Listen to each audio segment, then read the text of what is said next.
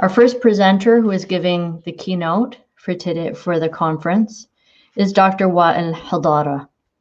Dr. Wael is a practicing physician and an educator. He is the Chief of Critical Care for the City of London Hospitals, London, Ontario, Canada.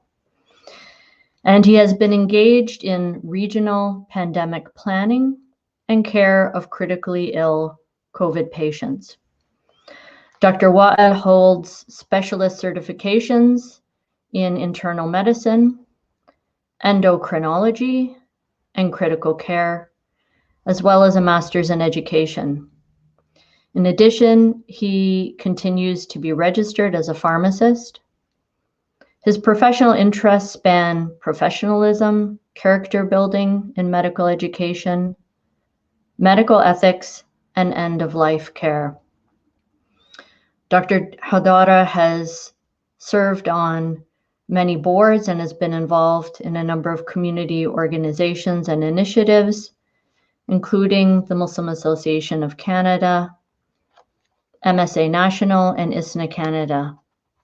He has a lovely family whom I have the pleasure of knowing, and we welcome Dr. Wael to speak to us today on the topic, The Pandemic as a Mirror of Ourselves, Stories of Hope and Lessons for Change.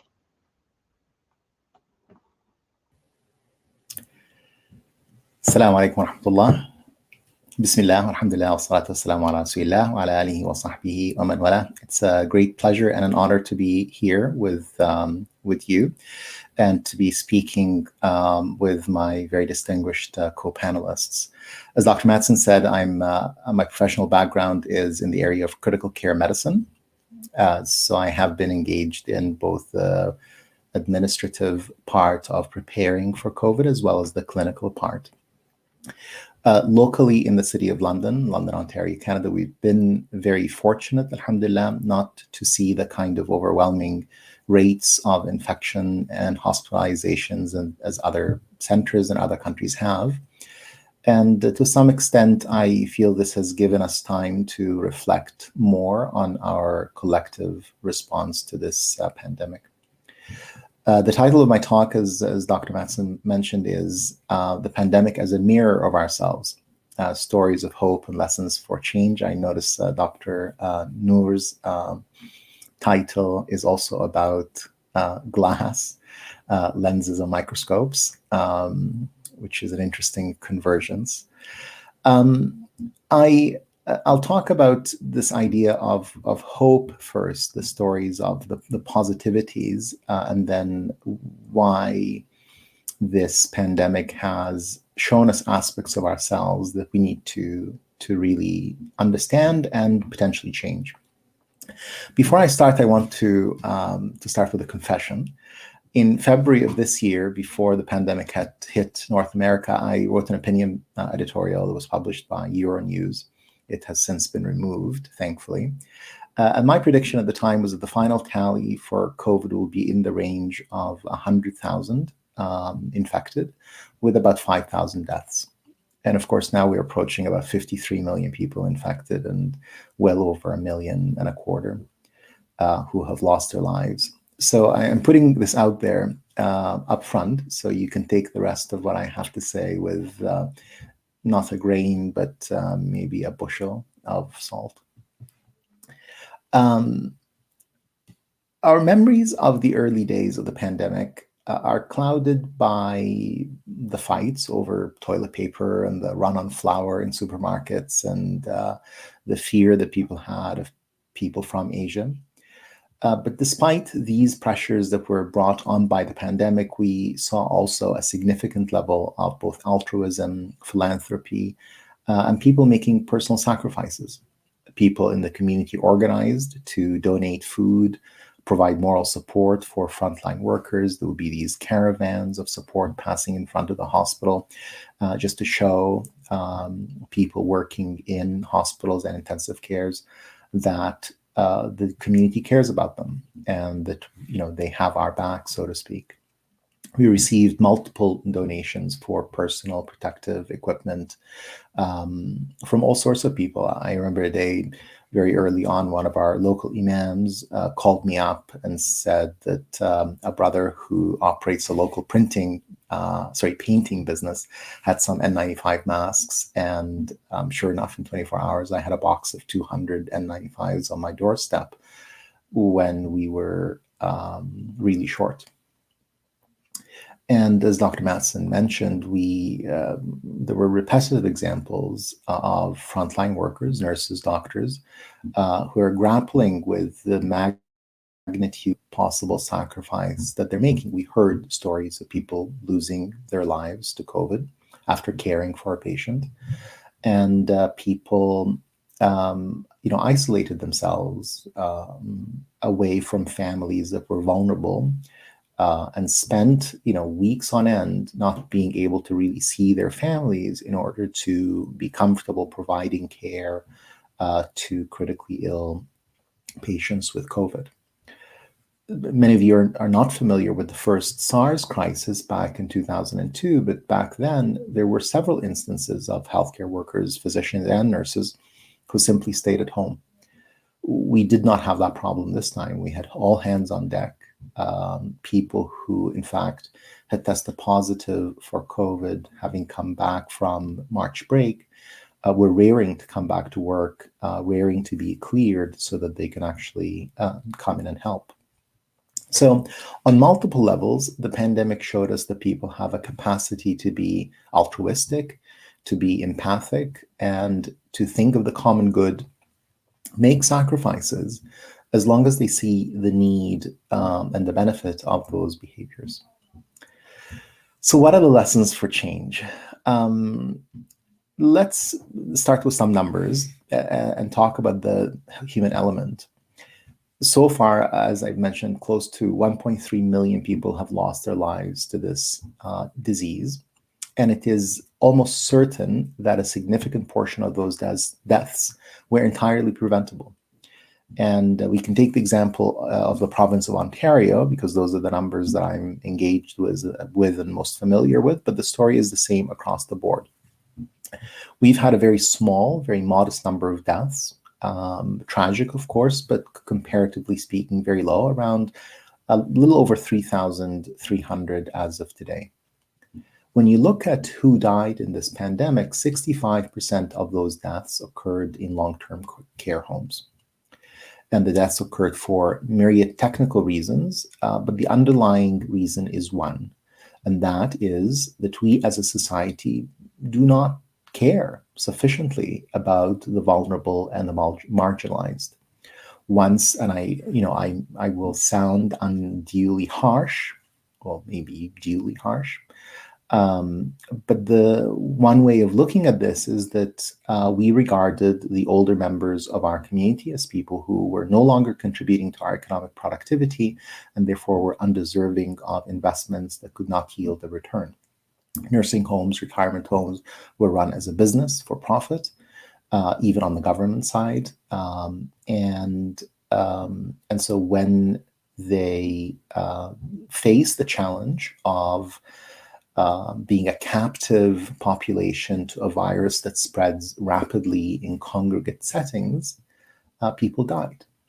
And we can forgive ourselves for the first instance of this happening. We can forgive ourselves for this creeping up on us the first time around, but it is happening again.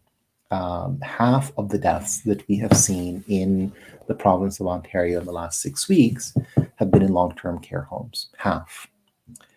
And so this is one of the questions that we really have to grapple with, is who do we value in our society, and to what extent are we willing to go in order to protect vulnerable people? I could talk about other vulnerable populations such as the homeless and people in prison, but I think the point is fairly clear. At the other end of the age spectrum, we've seen some incredibly immature, downright, some people would say stupid, selfish behavior. One of my first cases of severe COVID was in a young college student, a 19-year-old, who contracted COVID after going to a COVID party. 6 other friends, trying to deliberately catch COVID so that they could get it over with. This young woman was intubated in an intensive care unit with severe respiratory failure. And for many of us, the type of respiratory failure that we saw with COVID was really quite severe and unprecedented. Now, she survived, but it was a harrowing experience. Months later, we're now still seeing behavior along those lines. Halloween parties with hundreds of young people crammed into small spaces because possibly they believe that immediate gratification exceeds the need for being socially responsible. Further along this trajectory of issues of tragedy and change, as hospitals grappled with the burden of COVID, we instituted an incredibly restrictive visiting policy. And the result was that people often, if not always, at least early on, died alone. And we came up with, or we tried to come up with creative ways of trying to bring some level of family presence, whether digitally through iPads, FaceTime, or virtually in other ways. People in the community knit these little hearts, and we would do them in pairs. We would give one to the family, and we would assure them that their loved one dying in hospital is holding on to the other one. But we learned, if we did not know already, that nothing can truly replace the physical presence and the human touch. And I can tell you from firsthand experience that few things are as spiritually injurious and painful as repetitively experiencing the agony of people dying alone when they didn't have to, when their loved ones are a mere few hundred meters away. Again, there may not have been much that we could do early on with respect to these policies, but they have taken a significant emotional toll on many. And those types of experiences, but also beyond the hospital, the experiences of isolation, fear, that were taking their toll on people who were even unaffected by COVID personally. All of those experiences have left emotional scars that will be with us for some time. And we need to understand, as people engaged in the spiritual and pastoral care of the community, we need to understand how we will care for the community at large to navigate these challenging after effects. In all of this, I found one other major challenge, which is that in trying to comfort people who were particularly affected by the isolation and the fear and the sense of uncertainty, I did not find myself with a lot of ways of doing this. And in fact, the only thing that I seemed to be able to consistently fall back on was this idea that, inshallah, this will be over soon. And it seems so unhelpful to try to help people navigate a crisis by effectively saying, I can do little for you, but let's look past the crisis to the future. Also made me think and reflect about people whose circumstances simply do not allow for this kind of hope to be believed. The refugees in camps for decades, Palestinians, Biharis, and now Syrians and Yemenis and so on. And I think it's a sign of a privilege that we have, that we can say that we derive our comfort from the knowledge and expectation that our hardship is temporary. One final word before I close. There are a few countries that have done fairly well with containing and managing COVID, at least in terms of the number of people dying. And if we exclude island nations like New Zealand, for example, we're left with a number of Asian countries, Japan, South Korea, Singapore being the prime examples. And then countries whose citizens traditionally place a premium on doing their part. Germany, Austria, Canada. Those countries have had very low rates of mortality. Turkey would be the other country. Those 4 countries are probably the 4 best performers in terms of mortality per capita in the developed nations, with the exceptions of the ones that I've mentioned. And so it seems that when disaster struck, the strong sense of a collective or of perhaps nationhood, some deference to authority and listening to leadership became essential in mitigating the damage. Countries with a very strong, proud, individualistic culture didn't seem to fare so well.